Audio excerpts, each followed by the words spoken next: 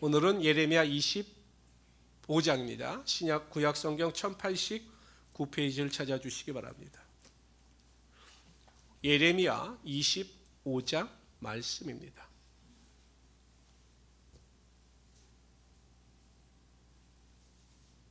구약 성경 1089페이지입니다. 예레미야 25장입니다. 예레미야 2장부터 25장까지는 예레미야의 12편의 설교가 기록되어져 있습니다. 그러니까 12편의 설교이니까 어찌 보면 그 설교의 내용의 패턴은 계속되어 반복되어지는 것입니다. 죄를 지적하고 회개를 촉구하고 심판을 선포하고 또한 회복을 약속하시는 하나님의 메시지, 또한 예레미야의 선포, 설교가 나타나고 있는 것입니다. 25장은 그 12번째의 설교 가운데 마지막 설교입니다. 우리 1절부터 8절까지 한 절씩 교독하도록 합니다. 유다 왕 요시야 아들 여호야김 넷째 곧 바벨론의 왕 느부갓네살 원년에 유다의 모든 백성에 관한 말씀이 예레미야에게 임하니라. 선지자 예레미야가 유다의 모든 백성과 예루살렘의 모든 주민에게 말하여 이르되 유다의 왕 아몬의 아들 요시야 왕 13째부터 오늘까지 23년 동안 몇 년이요? 23년 동안 같은 메시지를 계속 전했다는 것입니다. 여호와의 말씀이 내게 임하기로 내가 너에게 꾸준히 일렀으나 너희가 순종하지 아니하였느니라. 그러므로 여호와께서 그의 모든 종 선지자를 너에게 끊임없이 보내셨으나 너희가 순종하지 아니하였으며 귀를 기울여 듣지도 아니하였도다. 그가 이르시기를 너희는 각자의 악한 길과 악행을 버리고 돌아오라. 그리하면 나 여호와가 너희와 너희 조상들에게 영원부터 영원까지 준 그 땅에 살리라. 너희는 다른 신을 따라다니며 섬기거나 경배하지 말며 너희 손으로 만든 것으로서 나의 노여움을 일으키지 말라. 그리하면 내가 너희를 해하지 아니하리라 하였으나 너희가 내 말을 순종하지 아니하고 너희 손으로 만든 것으로서 나의 노여움을 일으켜 스스로 해하였느니라. 여호와의 말씀이니라. 그러므로 다 같이 8절이요. 시작. 너희가 내 말을 듣지 아니하였느니라. 예레미야가 23년 동안 하나님의 메시지를 선포했습니다. 회개하고 돌이키라. 그리고 다른 선지자들을 통해서도 하나님께서 이스라엘 백성들, 남유다 백성들에게 하나님의 메시지를 전했습니다. 그러나 정말로 그들은 지독하게 하나님의 말씀을 듣지 않았습니다. 오히려 예레미야가 전하는 그 말씀마다 잘못된 메시지다라고 단언하고 예레미야를 괴롭혔습니다. 왜 그랬을까요? 그렇게 진리를 듣고도 돌이키지 못하는 이유가 무엇일까요? 한 가지 이유밖에 없는 것입니다. 육에 속한 사람들이었기 때문에 그들이 영에 속한 말을 듣고 분별하지 못하고 깨닫지 못했던 거죠. 여러분 한번 돼지를 불러다가 돼지를 잘 타이르면서 정말 먹는 것만 밝히지 말고 너도 좀 깨끗하게 바르게 올바르게 살아라 라고 한번 잘 타일러 보십시오. 그럼 돼지가 내일부터 전혀 다른 삶을 살 겁니다. 그럴까요? 안 그래요. 아무리 돼지에게 좋은 말을 해도 돼지는 사람의 말을 깨닫지 못하는 거예요. 영이 없기 때문에. 육에 속한 사람들에게 아무리 진리의 말씀을 선포해도 그 말씀이 내 가슴 속에 찔림도 없고 그렇게 살겠다라고 하는 결단도 없고 그렇게 살려고 하는 의지적인 노력, 몸부림도 없는 것이에요. 교회 다닌다고 말을 합니다. 하나님의 말씀을 읽는다고 이야기합니다. 기도를 한다라고 이야기를 합니다. 그런데 변화가 없어요. 말씀을 읽어도 변화가 없고 기도를 해도 변화가 없어요. 변화가 된 것 같은데 항상 그 자리입니다. 여전히 하나님이 없는 것 같이 살아가는 성도들이 있습니다. 여러분 아무리 좋은 씨를 할지라도 척박한 땅에 씨를 뿌리면 제대로 된 결실이 나타나지 않습니다. 그래서 우리가 씨를 뿌리기 위해서는 항상 그 밭을 기경하죠. 좋은 밭을 만들어야 되는 겁니다. 그리고 씨를 뿌렸을 때 그 씨앗이 많은 결실이 나타나게 되는 것입니다. 육에 속한 사람, 성령의 능력의 지배를 받지 않는 사람, 여전히 세상의 욕심을 쫓아 사는 사람은 그 안에 하나님의 영이 거하지 않기 때문에 말씀을 들어도 깨달음이 없고 말씀을 들어도 돌이킴이 없는 거예요. 본인은 매일 변했다, 올바르게 산다라고 말을 하지만 항상 그 자리인 거죠. 그건 하나님 보시기에 얼마나 안타깝겠습니까? 제가 보기에 우리 교회에 젊은 집사님 한 분이 계신데 제가 볼 때마다 마음이 굉장히 짠합니다.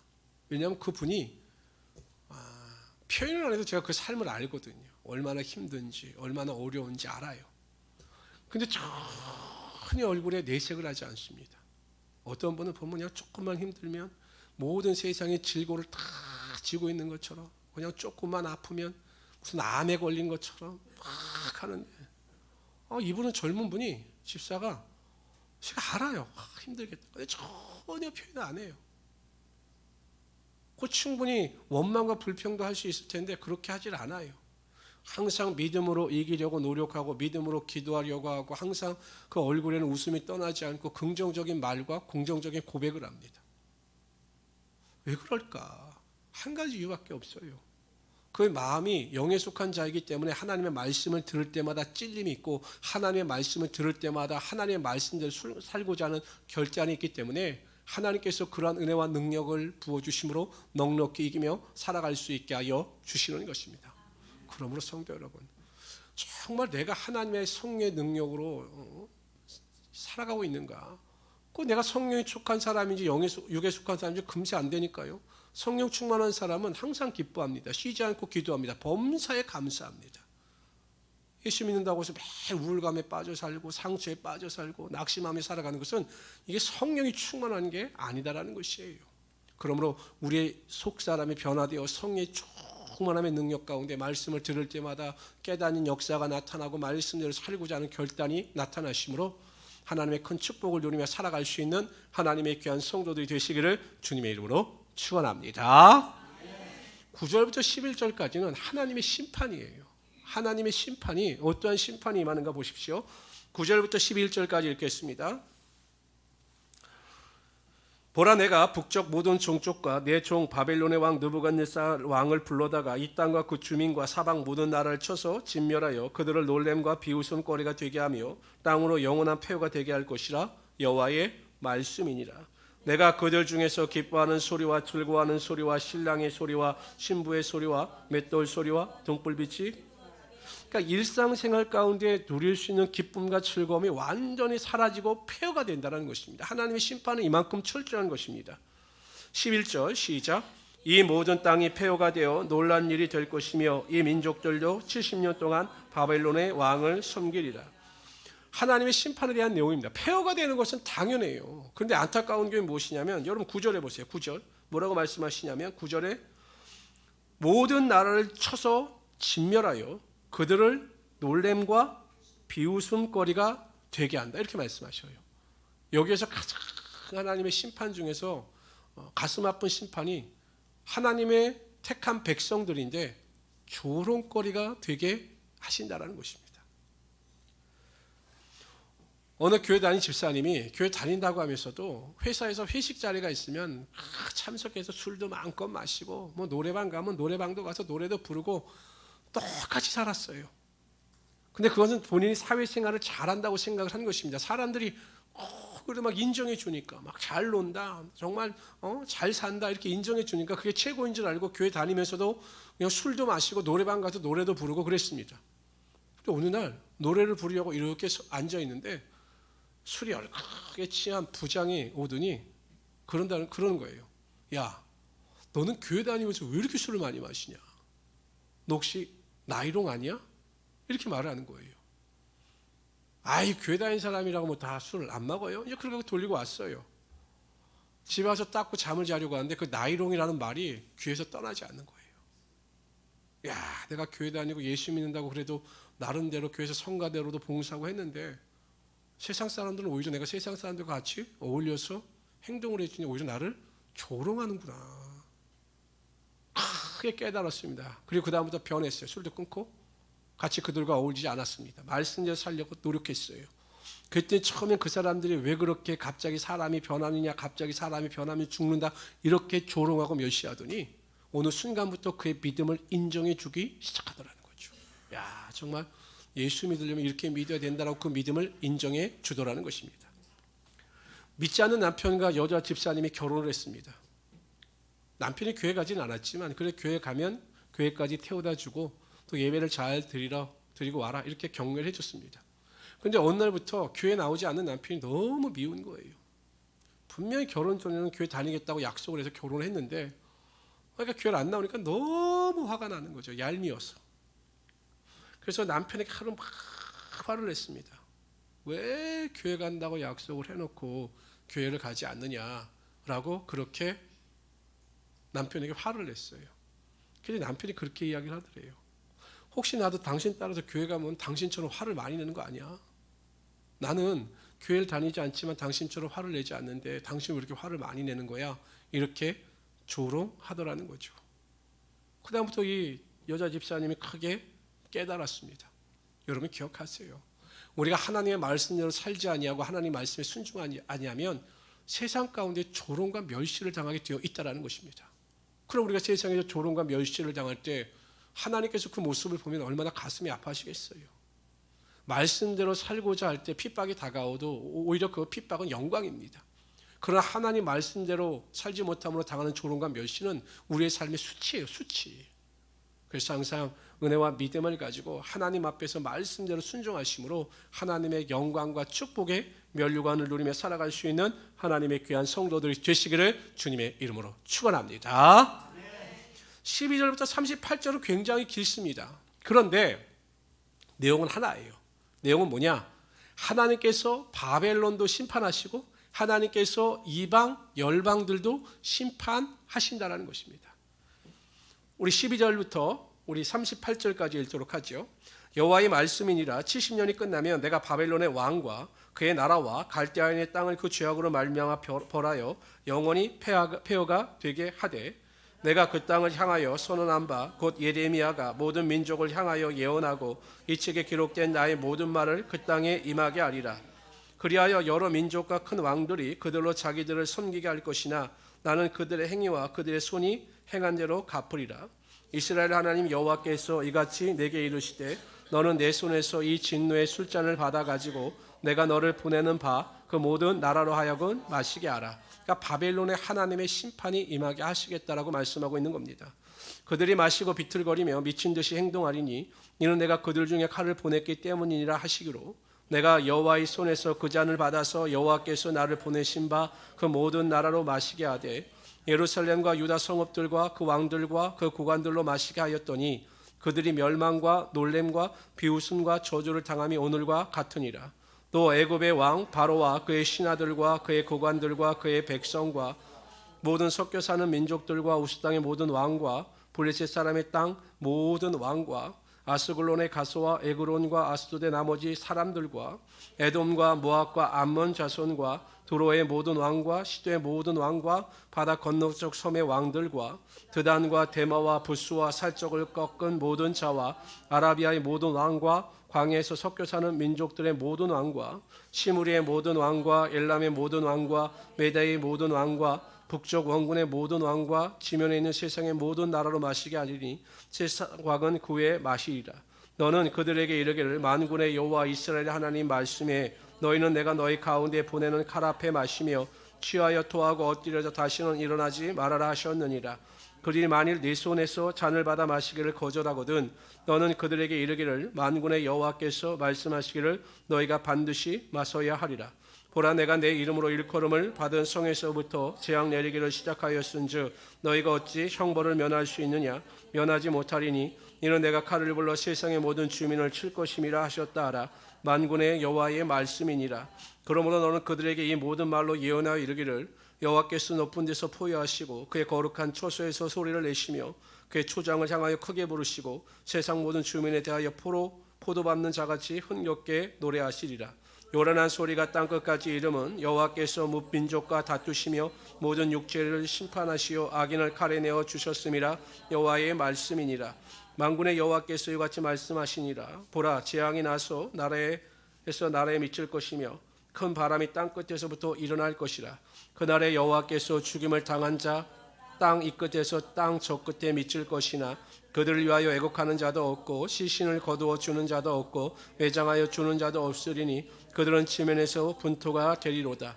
너희 목자들아 외쳐 애곡하라. 너희 양떼의 인도자들아 잿더미에 뒹굴라. 이는 너희가 도살당할 날과 흩음을 당할 기한이 찼음인즉 너희가 귀한 그릇이 떨어진 같이 될 것이라. 목자들은 도망할 수 없겠고 양떼의 인도자들은 도주할 수 없으리라. 목자들이 부르는 소리와 양떼의 인도자들이 애곡하는 소리요 여호와가 그들의 초장을 황폐하게 함이로다. 평화로운 목장들이 여호와의 진노하심이는 열기 앞에 적막하게 되리라. 그가 젊은 사자같이 구굴에서 나오셨으니 그 호통치시는 분의 분노와 그의 극렬한 진노로 말미암아 그들의 땅이 폐허가 되리로다 하시니라. 하나님께서 이스라엘뿐만 아니라 열방에 대하여 다 심판하신다라고 말씀하셨습니다. 이 의미는 무엇이냐? 하나님은 믿는 자의 하나님이 되실 뿐만 아니라 믿지 않는 자들의 하나님이 되신다. 하나님께서는 이 세상의 주관자가 되시고 이 세상의 주인이 되심을 선포하고 있는 것입니다. 그러니까 하나님께서 만왕의 왕이시고 하나님께서 만군의 왕이 되신다라는 것이에요. 그러니까 여러분, 세상 사람도 인정하지 않죠. 아니 무슨 하나님께서 이 세상의 주인이 되시느냐. 그들의 인정과는 상관없어요. 하나님께서 말씀으로 이 세상을 창조하시고 이 세상의 모든 자연 질서를 창조하심으로 하나님께서 창조주가 되어주셔서 이 세상의 주인이 되어주시는 것입니다. 그런데 중요한 게 있어요. 하나님께서 만군의 왕이 되시고 만왕의 왕이 되셔요. 근데 더 중요한 것은 그 하나님이 바로 내 삶의 왕이 되셔서 나의 삶의 주인이 되셔야 한다는 것입니다. 하나님께서 우리의 마음과 우리의 생각을 통치하실 때 우리가 하나님 앞에서 바로 살아갈 수 있게 되는 것이죠. 아직도 내 고집대로, 내 생각대로, 내 감정대로 살아가는 것은 아직도 하나님께서 내 삶의 왕이 되시지 않기 때문입니다.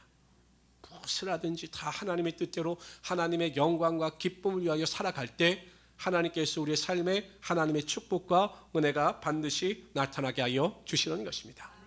뿐만 아니라 2절부터 12절부터 38절의 말씀은 하나님은 죄에 대해서는 반드시 심판하신다는 것이에요. 하나님께서 바벨론을 심판하시고 다른 이방 민족을 심판하신 이유는 그들이 마음에 들지 않아서가 아니었어요. 그들이 죄가 있었기 때문에. 가장 큰 죄가 무엇입니까? 하나님을 믿지 않는 죄예요. 하나님을 믿지 않고 우상을 섬겼기 때문에 하나님께서는 그들의 죄로 인하여 모든 열방과 바벨론까지 다 심판하신 것입니다. 그러므로 우리가 어찌하든지 예수 그리스도의 십자가 보혈의 은혜와 능력을 믿음으로 구원을 받아 하나님의 자녀답게 이 세상을 살아갈 수 있어야 한다는 것입니다. 심판과 관련해서 결국 마지막은 하나님은 이 땅을 그 악에 대하여, 그 죄에 대하여 전부 심판하신다는 것이에요. 우리가 보고 있는, 눈으로 보이는 이 세상은 언젠가는 다 사라집니다. 하나님의 심판으로 말미암아 다 사라집니다. 그리고 새하늘과 새 땅이 이루어지게 되는 것이죠. 그 심판으로부터, 그 최종적인 심판으로부터 우리가 벗어나서 하나님의 자녀로서 하나님 나라에서 영원히 왕노릇할 수 있어야 한다는 것입니다. 다 같이 읽어봅시다. 요한계시록 21장 1절 2절입니다. 시작. 또 내가 새하늘과 새 땅을 보니 처음 하늘과 처음 땅이 없어졌고 바다도 다시 있지 않더라. 다 없어지는 거예요. 이 세상, 원래 창조됐던 이 세상의 모든 것이 다 사라지는 것입니다. 왜냐하면 불완전하기 때문에, 죄가 있기 때문에 다 없어져요. 심판이 임하는 것입니다. 그러나 다 같이 읽어봅시다. 시작. 또 내가 보매 거룩한 성 새 예루살렘이 하나님께로부터 하늘에서 내려오니 그 준비한 것이 신부가 남편을 위하여 단장한 것 같더라. 새 예루살렘 성이 이루어지게 되는 것이에요. 항상 우리 성도님들은 그렇기 때문에 이 땅에 미련을 두고 살아갈 것이 아니라 하나님의 심판이 분명히 있음을 깨달으시고 하나님 말씀대로 거룩한 은혜 가운데 하늘의 나라의 소망을 두고 살아갈 수 있는 하나님의 귀한 성도들이 되시기를 주님의 이름으로 축원합니다. 우리 예레미야 26장으로 넘어갑시다.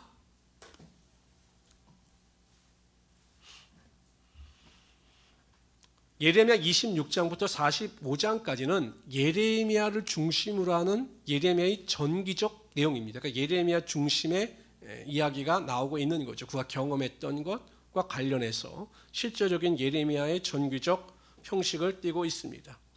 특히 1절서부터 7절까지는 예레미야가 성전에서 이스라엘 백성들을 향하여 설교합니다. 이게 성전 설교라고 합니다. 예레미야의 성전 설교입니다. 우리 1절부터 7절까지 한 절씩 교독하죠. 유다 왕 요시야의 아들 여호야김이 다스리기 시작한 때에 여호와께로부터 이 말씀이 임하여 이르시되 여호와께서 이와 같이 말씀하시니라. 너는 여호와의 성전뜰에 서서 유다 모든 성읍에서 여호와의 성전에 와서 예배하는 자에게 내가 네게 명령하여 이르게 한 모든 땅을 전하되 한마디로 감하지 말라.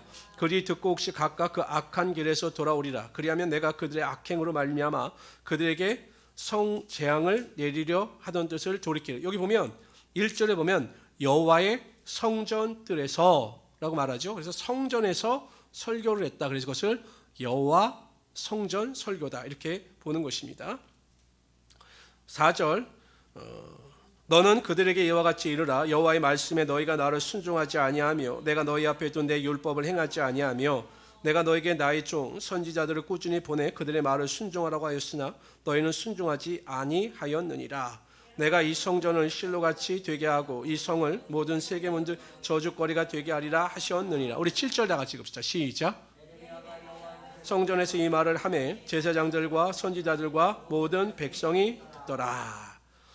하나님께서 예레미야에게 명령하신 명령 중에서 가장 핵심적인 메시지가 2절이에요. 2절 다 같이 읽어봅시다. 시작. 여호와께서 이와 같이 말씀하시니라. 너는 여호와의 성전뜰에 서서 유다의 모든 성읍에서 여호와의 성전에 와서 예배하는 자에게 내가 내게 명령하여 이르게 한 모든 말을 전하되 한마디도 뭐라고요? 한마디도 감하지 말라라는 것입니다. 내가 너에게 전하라고 한 모든 말씀을 그대로 전하라 이렇게 명령하신 거예요. 왜냐하면 하나님께서 전하라고 하는 말씀 중에 대부분이 이스라엘 백성들이 듣기 싫어하는 메시지입니다. 그 메시지를 전할 때 예레미야에게 고난과 핍박과 환난이 임하는 것은 자명한 일이었습니다. 하나님께서 그것을 아시고 절대 내가 너에게 전하라고 하는 말씀 가운데 어느 하나도 빠뜨려서는 안 된다라고 강조하여 말씀하고 있는 것입니다. 우리는 하나님의 말씀을 취사 선택할 수가 없어요. 하나님께서 말씀하신 그대로 순종할 때 하나님께서 그 순종을 보시고 우리의 삶에 하나님의 은혜가 임하게 하여 주시는 것입니다. 사드락과 메삭과 아벳느고가 우상에게 절하지 말라 그 말씀을 있는 그대로 순종할 때 그들이 풀무불에 던져지는 위기를 맞이하게 됩니다. 적당히 타협할까? 이번에는 내가 마음속으로 하는 것이 아니라 형식적으로 우상에게 절을 할까? 그렇게 적당히 할 수도 있었지만 그들은 하나님께서 말씀하신 그대로 감하지 아니하고 순종했던 거죠. 사도 바울도 마찬가지 아닙니까? 사도 바울도 그대로 있는 그대로 순종한 것입니다. 예루살렘에 올라가라. 그럼 올라가죠. 핍박이 기다리고 있다. 그래도 올라갑니다. 감하지 않아요. 자신의 생각이나 자신의 감정이나 자신의 기호를 투영하지 않아요. 있는 그대로 순종합니다. 핍박이 있었죠. 그러나 로마에 가서 하나님의 복음을 증거하는 하나님의 사명을 이루어 나갈 수가 있었던 것입니다. 신명기 12장 32절을 다 같이 읽어봅시다. 시작. 내가 너에게 명하는 이 모든 말을 너희는 지켜 행하고 그것에 가감하지 말지니라. 근데 성도들은 하나님의 말씀을 가감합니까? 안 합니까? 해요. 원수를 사랑하라. 사랑해야 합니다. 하더니 내가 저 원수를 사랑하려고 노력을 해야 돼요. 그렇잖아요. 사랑하라고 말씀하셨으니까. 근데 이제 감하는 거죠. 아이고 하나님 내가 도저히 저 사람은 내가 사랑할 수가 없어요. 빼버려요. 그래서 아는 척도 안 하고 교회 오면 인사도 안 하고 배려하지도 않고 그렇게 감하는 거잖아요. 감하는 거. 그럼 하나님께서 그걸 기뻐하시겠습니까? 여러분 율법대로 그러니까 지금 우리가 은혜의 시대에 살기 때문에 그나마 감사한 것이지 율법대로 하면 그 한 가지 계명을 지키지 않는 자는 율법 전체를 지키지 않는 거예요. 그러니까 성도들이 자신의 생각대로 감정대로 하나님의 말씀 하나 빼버리고 내 생각대로 편할 대로 그 말씀을 적용하고 실천하면 하나님께서는 그 순종을 인정하시지 않는다라는 것입니다. 성도들은 내게 불이익이 다가오고 내가 아무리 힘들고 어려워도 말씀이기 때문에 순종하며 그 안에서 하나님의 영광을 구하며 나갈 때 하나님께서 그를 높여주시고 그의 삶에 하나님의 축복과 하나님의 영광이 반드시 나타나게 하여 주시는 것입니다. 우리 성도님들께서 매일 큐티하세요. 매일 큐티하시고 정말 성령께서 그 말씀으로 나를 붙잡아 주셔서 그 말씀대로 살아갈 수 있게 해달라고 기도할 수 있는 하나님의 귀한 성도들이 되시기를 주님의 이름으로 축원합니다. 여러분 잘 생각해 보세요. 우리 권사님들이 계시니까 말씀을 드리는데 지금 30대, 40대 젊은 사람들이 누구의 모습을 보고 여러분 믿음의 본을 닮아갈 거라고 생각을 하십니까? 항상 권사님들이 본을 보여주셔야 돼요. 장로님들이 본을 보여주셔야 어떻게 믿는 것이 바르게 믿는 것이나, 그래서 내가 박수도 열심히 치세요, 소리도 크게 외쳐서 하세요 하시는 것이 자꾸 그들에게 그것을 보여주어야 그들이 저렇게 믿는 것이 바르게 믿는 것이구나 라는 것을 깨달아 올바로 살아갈 수 있게 된다라는 것입니다. 그래서 항상 말씀대로 순종하며 살아갈 수 있는 하나님의 귀한 성도들이 되시기를 주님의 이름으로 축원합니다. 6절 보세요. 내가 이 성전을 실로같이 되게 하고 이 성을 세계 모든 민족의 저주거리가 되게 하리라. 실로의 성전이 있을 때, 성소가 있을 때가 언제였냐면 엘리 제사장 때예요.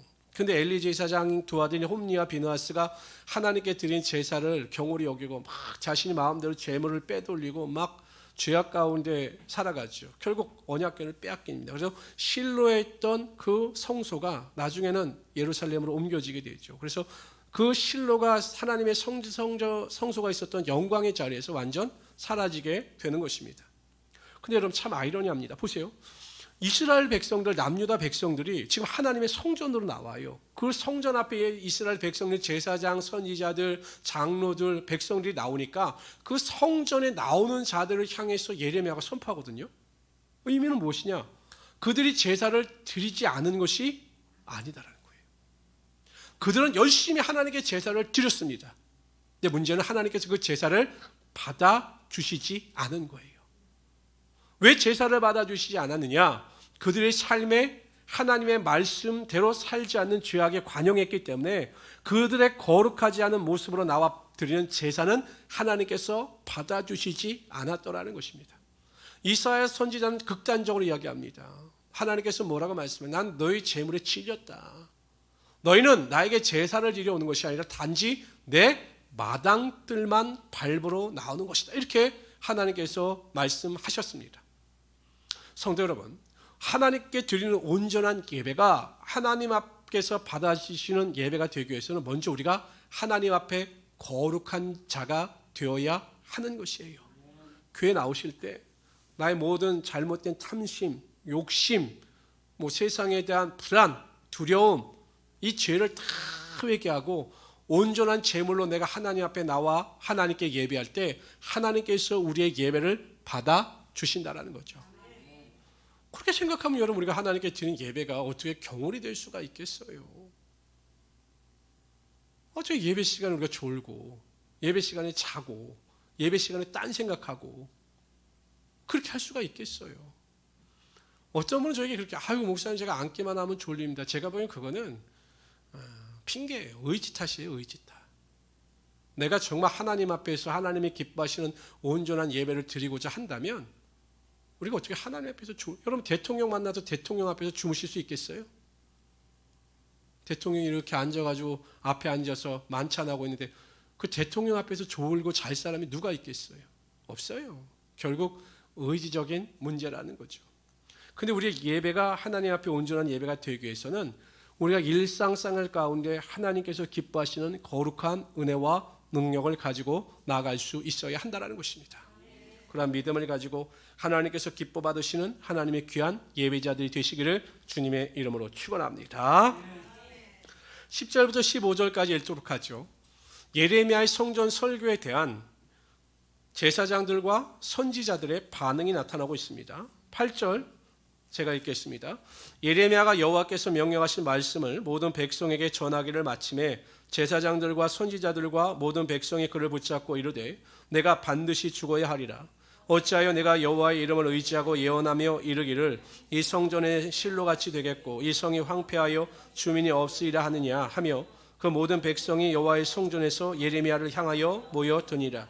유다의 고관들이 이 말을 듣고 왕궁에서 여호와의 성전으로 올라가 여호와의 성전 새 대문의 입구에 앉음에 제사장들과 선지자들이 고관들과 모든 백성에게 말하여 이르되 이 사람은 죽는 것이 합당하니 너희 귀로 들은 같이 이 성전에 관하여 예언하였음이라. 그러니까 예레미야가 죽는 것이 마땅하다. 이렇게 제사장들과 선지자들과 고관들이 말을 한 것입니다. 그러니까 예레미야를 죽이려고 한 것이죠. 그런즉 너희는 너희 길과 행위를 고치고 너희 하나님 여호와의 목소리를 청종하라. 그리하면 여호와께서 제가 잘못했네요. 12절 예레미야가 모든 고관과 백성에게 말하 이르되 여호와께서 나를 보내사 너희가 들은 바 모든 말로 이 성전과 이 성을 향하여 예언하게 하셨느니라. 그런즉 너희는 너희 길과 행위를 고치고 너희 하나님 여호와의 목소리를 청종하라. 그리하면 여호와께서 너에게 선하신 재앙에 대하여 뜻을 돌이키시리라. 보라 나는 너희 손에 있으니 너희 의견에 좋은 대로 옳은 대로 하려니와 너희는 분명히 알아라. 너희가 나를 죽이면 반드시 무지한 피를 너희 몸과 이 성과 이 성 주민에게 돌리는 것이니라. 이는 여호와께서 진실로 나를 보내사 이 모든 말을 너희 귀에 말하게 하셨습니다. 여러분, 예레미야의 선포를 듣고도 제사장과 선지자들은 깨닫고 회개하기보다는 더 악하여졌습니다. 모든 물체는 열을 가하면 녹아요. 그런데 여러분, 달걀은 열을 가하면 더 단단해집니다.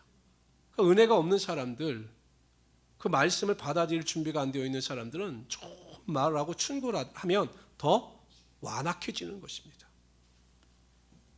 몸에 좋은 약이 써요, 입에. 근데 여러분 생각해 보세요. 내가 부모고 내 자녀가 있어요. 그럼 자녀가 잘못된 길을 가면, 자녀가 잘못된 길을 가면 그걸 가만둡니까? 어떻게 해서든지 가르쳐서 바른 길로 인도하려고 할 것입니다. 잔소리라든 극단적인 처방으로 매를 들든 옳은 길로 인도하려고 노력할 것입니다. 그런데 내 자녀가 아니에요. 내가 모르는 아이들입니다. 그럼 그 아이들에게 매를 들고 그 아이들을 가르치려고 내가 전심을 다하느냐? 천만에요. 신경도 안 써요. 괜히 잘못 끼어들었다간 오히려 더 어려움을 당하니까 신경을 쓰지 않습니다. 목회자나 권사님들이나 신앙의 선배들이 신앙적인 면에서 무슨 충고를 하면 나를 사랑해서 그 말씀을 해주시는구나 라는 것을 깨닫고 돌이키는 자에겐 하나님의 은혜와 축복이 더 크게 임하는 것입니다. 그런데 누군가가 자신에게 좋은 충고를 해주고 하나님께서 들려주신 마음으로 잘 조언을 하면 그것을 아주 고깝게 드는 거죠. 나에게 저런 말을 해? 내가 어떤 사람인데, 나는 결점이 없는 사람인데 라고 그 말에 대하여 거부감을 느끼거나 그 말에 대하여 좋지 않은 감정을 갖게 되면 절대로 그 사람에게는 하나님의 은혜와 축복이 임하지 않게 된다라는 것입니다. 제가 목회를 해봐도 마찬가지예요. 목회를 이렇게 해보면 절대 그 진리 앞에 귀를 기울이지 않고 목회자가 하는 말에 대해서 순종하지 아니하고 목회자가 하는 말에 대해서 전혀 관심을 갖지 않은 성도들은 항상 인생이 그 자리입니다. 그 자리. 그리고 저도 한두 번 충고하죠. 이렇게 해보세요. 저렇게 해보세요. 하다가 저도 두세 번 충고하다가 말을 듣지 아니하면 하나님처럼 23년 동안 선포하지 않아요. 왜냐하면 세계의 경일기니까. 그래서 제가 말하지 않습니다. 없이 보면 인생이 애달퍼요. 고달퍼요. 왜 그것을 깨닫지 못하는지 목회자 입장에서 보면 너무나 안타깝습니다. 인생에 지름길이 있어요. 지름길. 하나님께서 인도하시는 길이 지름길이에요. 그럼 자신이 혼자 그 길을 찾아가기가 힘들거든요. 그래서 때로는 권사님들도 충고하시고 목회자들도 충고하죠. 그러면 즉시 깨닫고 순종하면 인생이 지름길을 걸어갈 수 있는데 자신의 생각대로 고집대로 감정대로 하다가 잘못된 길을 걸어간다라는 것입니다. 제가 아는 목사님 한 분이 계셔요. 근데 그분은요,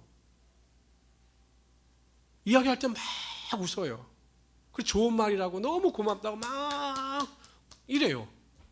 그러면 이제 이렇게 충고해 준 사람 입장에서도 보면 아이고 내가 주제 넘게 했지만 저렇게 받아주시니 감사하구나. 그래서 이제 헤어집니다. 한 4일 지나면 전화가 와요. 도대체 무슨 의도로 그때 그런 말을 했냐고. 그럼 전 섬뜩하죠. 난 무슨 말을 했는지 기억이 잘 안 났는데. 항상 그 마음 가운데 있으니 그분의 목회가 항상 그 자리예요. 선배들이 이야기해주고 기도해 이렇게 해보면 그렇게 해봐야 되겠다, 그렇게 살아야겠다 결단하고 노력하면 그 길이 열어지는데 누가 충고를 해주면 그때는 좋다고 받아들였다가 한 3, 4일이 지나면 왜 그렇게 말을 했냐 막 원망하고 불평하니까 전혀 목회도 나아지지 않고 인생도 나아지지 않는다라는 것입니다. 이 제사장과 이 사람들 보세요. 선지자와 제사장이에요. 하나님을 섬긴다라고 하는 자들입니다. 그런데 하나님의 진리의 말씀을 듣고 더 완악해져서 그 진리에부터 멀어지니 결국 하나님의 심판을 받을 수밖에 없는 것입니다. 그러면 우리 성도님들은 항상 내 마음이 하나님께로 향할 수 있도록 최선을 다하시고 하나님께 간구하심으로 항상 그 충고나 은혜 가운데 거하며 살아갈 수 있는 하나님의 귀한 성도들이 되시기를 주님의 이름으로 축원합니다. 16절부터 24절까지 읽도록 하죠. 이게 어떤 내용이냐면 하나님은 핍박하는 자가 있는가 하면 하나님의 손길을 통해서 도우시는 자들도 반드시 세우신다라는 것이에요. 그러니까 여기 예레미야 편에 서는 자들이 나오고 있어요. 보세요. 고관들과 모든 백성의 제사장들과 선지자들에게 이르되 이 사람이 우리 하나님 여호와의 이름으로 우리에게 말하였으니 죽일 만한 이유가 없다. 이 고관들과 백성들은 제사장과 선지자들과는 전혀 다른 의견을 내는 것입니다. 그러자 그 지방의 장로 중 몇 사람이 일어나 백성의 온 회중에게 말하여 이르기를, 예를 드는 겁니다. 유다 왕 히스기야 시대에 모레네 사람 미가, 우리가 알고 있는 미가 선지자예요. 미가서를 지은 미가 선지자입니다. 미가가 유다의 모든 백성에게 예언하여 이르되 만군의 여호와께서 이같이 말씀하셨느니라. 시온은 바깥이 경작지가 될 것이며 예루살렘은 돌 무더기가 되며 이 성전의 산은 산당인 숲과 같이 되리라 하였으나 유다의 왕 히스기야가 모든 유다가 그를 죽였느냐? 히스기야가 여호와를 두려워하여 여호와께 간구하며 여호와께서 그들에게 선언한 재앙에 대하여 뜻을 돌이키지 아니하셨느냐? 우리가 이같이 하면 우리의 생명을 스스로 심히 해롭게 하는 것이니라. 깨닫는 거죠. 영적인 사람이 있는 겁니다. 또 여호와의 이름으로 예언한 사람이 있었는데 곧 기럇 여아림 스마의 아들 우리아라. 그가 예레미야의 모든 말과 같이 이 성과 이 땅에 견고하여 예언하매 여호야긴 왕과 그의 모든 용사와 모든 고관이 그의 말을 듣고자 왕이 그를 죽이려 하매 우리아가 그 말을 듣고 두려워 애굽으로 도망하여 간지라. 여호야긴 왕이 사람을 애굽으로 보내되 곧 악보리 아들 엘란단과 몇 사람을 함께 애굽으로 보내더니 그들이 우리아를 애굽에서 연행하여 여호야긴 왕에게 그를 데려오매 왕이 칼로 그를 죽이고 그의 시체를 평민의 모지에 던지게 하니라. 그러니까 엘리야김 시대에 우리아라고 하는 선지자는 죽인 거예요. 그러니까 사람들이 예레미야도 또 죽이지 않을까 이렇게 생각을 한 것입니다. 24절 사반의 아들 아이감의 손이 예레미야를 도와주어 그들 백성의 손에 내어주지 아니하며 죽이지 못하게 하니라. 그러니까 아이감이 도와서 예레미야를 구출해 냈다라는 것입니다. 여러분 보세요. 아무리 우리가 위기 가운데 있다 할지라도 우리가 하나님의 말씀을 가감하지 아니하고 하나님의 뜻대로 순종하면 하나님께서 우리를 지키고 보시며 도와주시며 우리를 하나님의 승리 가운데 인도하여 주시는 것입니다. 비슷한 이야기가 여러분 사도행전에도 나오죠. 베드로와 요한이 기적을 베풀고 감옥에 갇혔다가 또 천사의 기적적인 방법으로 나오게 됩니다. 나와서 막 백성들에게 또한 설교를 하고 복음을 증거할 때 또 잡혀와요. 그러자 이 바리 사두개인들이나 장로들, 이 제사장들이 또 위협하죠. 내가 분명히 예수의 이름으로 전하지 말라라고 했는데 왜 또 전하느냐? 그랬더니 이제 베드로가 반문하는 겁니다. 우리는 보고 들은 것을 전할 수밖에 없다. 그래서 그들이 이 사도들을 없이하고자 했습니다. 그러니까 그들의 생명을 해하려고 했던 거죠. 그때 누가 나타나면 가말리엘이 나타납니다. 그 율법의 최고의 권위자는 가말리엘이 나타나서 역사적 사건을 통해서 이야기합니다.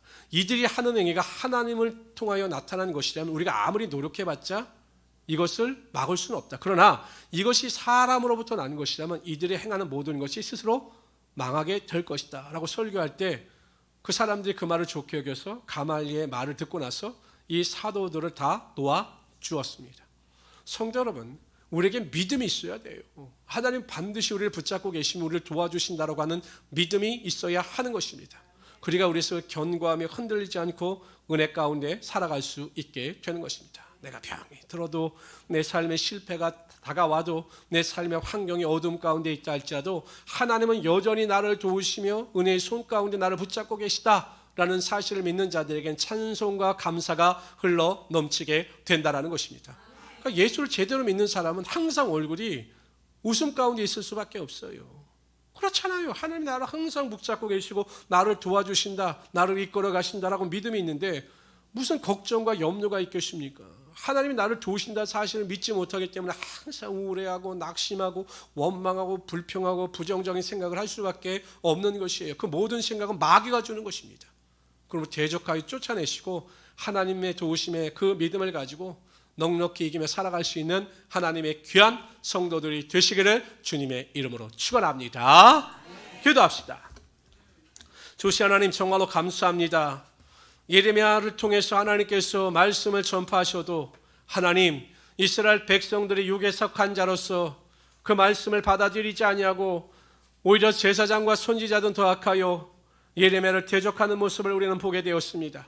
하나님, 혹시 우리가 선지자나 제사장들 같이 하나님의 말씀 가운데 거하지 아니하며 하나님의 말씀에 대적하는 어리석은 행동을 하지 않았는지 우리 자신을 뒤돌아보게 하여 주시옵소서. 우리가 입술로는 주여 주여 하면서도 여전히 세상 사람들과 똑같이 세상의 죄악 가운데서 거하며 하나님의 영광을 가리우며 살았던 적은 없는지 우리 자신을 뒤돌아보게 하여 주시옵소서. 하나님, 이스라엘 백성들이 여전히 성전에 나와 하나님을 제사했지만 하나님께서는 그들의 제사를 받아주지 아니하시고 그들의 죄에 대해서 책망하셨습니다. 우리가 하나님의 성전에 나와 예배를 한다고 하면서도 여전히 그 마음이 세상 가운데 있어 하나님께서 기뻐 받으시는 예배를 드리지 못하지는 않았는지 우리 자신을 뒤돌아보게 하여 주시옵소서. 하나님, 항상 우리 교회가 거룩하고 하나님의 뜻대로 순종하며 살아가는 자들로 충만하게 하여 주시고 하나님, 교회를 회파하고 교회를 어렵게 하는 악한 원수마귀는 틈타지 못하도록 역사하여 주시옵소서. 교회를 사랑하고 섬기는 자들로 충만하게 하여 주시옵소서. 하나님, 하나님께서 기드온과 300 용사를 통하여 하나님의 역사를 이루셨습니다. 처음에 나온 32,000명이 아니라 하나님을 위하여 구별하여 열심과 열정을 가지고 세워진 자들을 통해서 하나님의 역사를 이루어 가셨습니다. 그러한 자들로 우리 교회가 충만하게 하여 주시옵소서. 감사하며 예수님의 이름으로 기도드리옵나이다. 아멘.